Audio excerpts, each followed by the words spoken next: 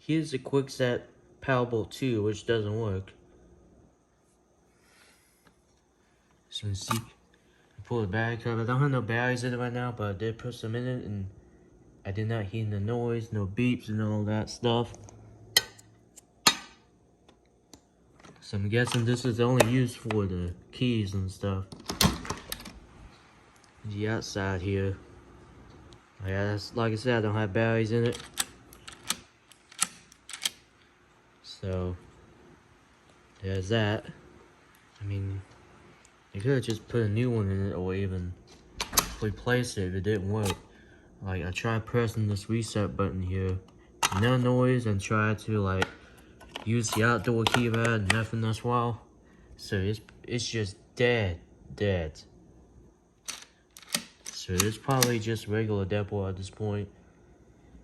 I mean, what's the point of putting this in if it's just gonna be used as a regular deadbolt instead of just using the pin code to unlock it and all that stuff. Alright, so I got 4 batteries from 2 Spectrum remotes.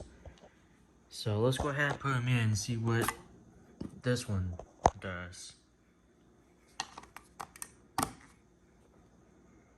I did not see the batteries in there, but I tried putting these in earlier and it didn't work, so we'll see.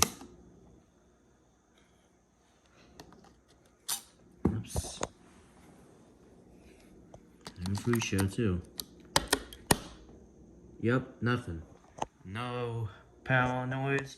I have one at my house as well. When I put the batteries in, it made a noise like dee dee dee.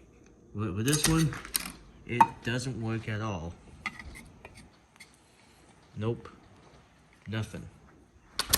I did test the batteries out and they do work, so it has nothing to do with the batteries.